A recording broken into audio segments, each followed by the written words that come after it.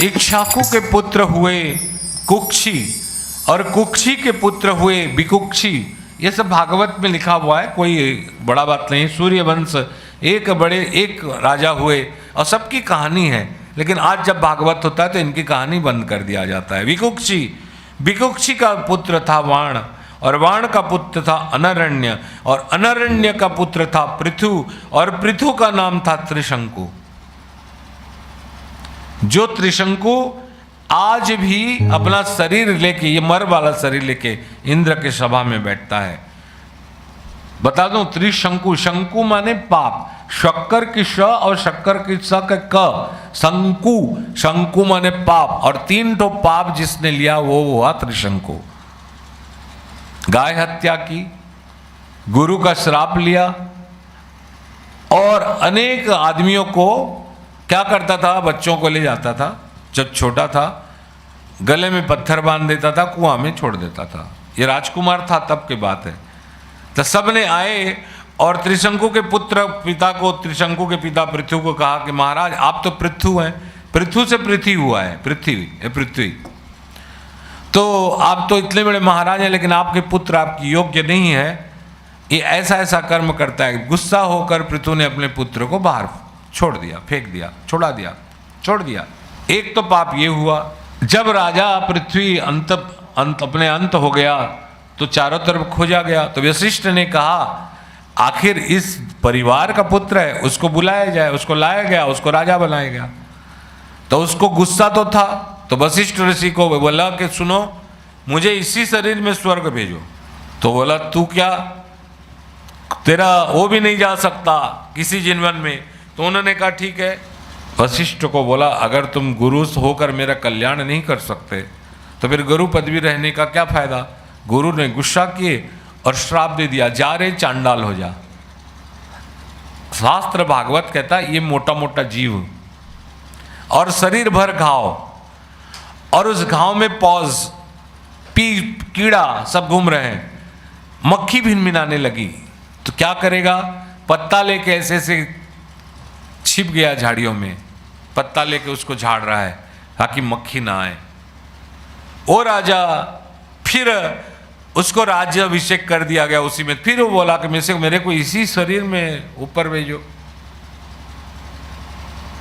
उसी समय एक तो बहुत बड़ा महामारी आया, और राजा, ये ऋषि लोग थे, ये लोग चले गए, लेकिन ये छोड़ के गया क्योंकि वो चंडाल बन गया था, तो जंगल में रहता था। तो देखा कि एक बार एक बच्चा और उसकी माँ रो रहे हैं भूखे। उन्होंने जाके कहा कि क्या हुआ तुम्हें, आखिर राजकुमारी था। बोले भूख से पीड़ित हैं हम लोग, हमारे की पति हमको छोड़ के चले गए। कुछ नहीं, मैं अभी व्यवस्था करता हूँ। राजकुमार था, गया और एक गाय के ऊपर तलवार चला दी, मांस ला के दे दिया।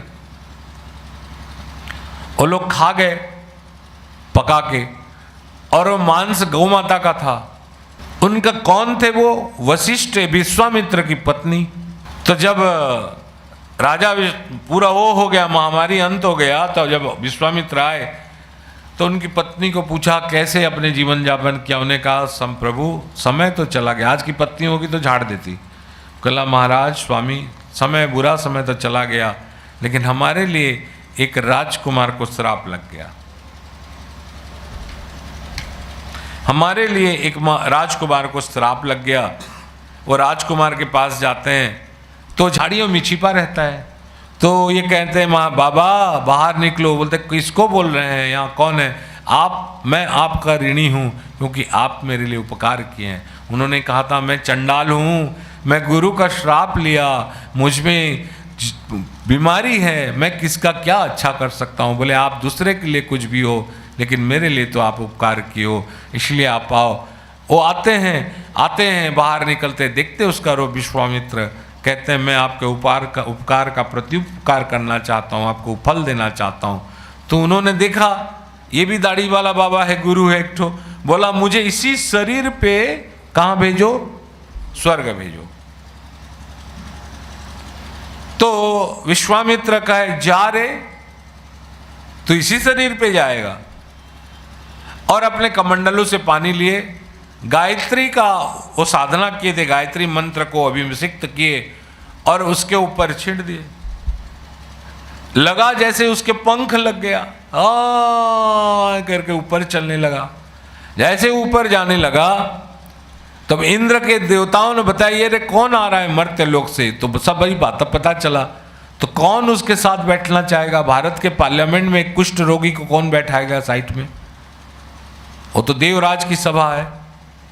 तो वहां बताया गया बड़े बड़े देवता लोग उसको बड़े बड़े बांस टाइप का चीज लेके उसको ऊपर से ठेलने लगे, और विश्वामित्र का इसमें वो बढ़ने लगा।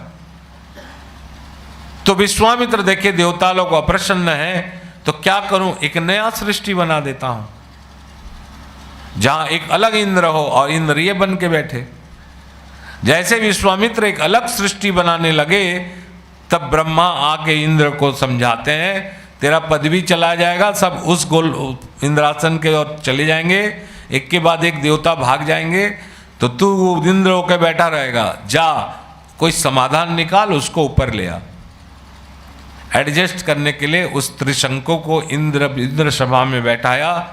3 पाप, गोहत्या, गुरु से कलंक और बच्चों को मारने के कारण 3 पाप उसको लगे थे, इसलिए उसका नाम था भागवत में त्रिशंकु।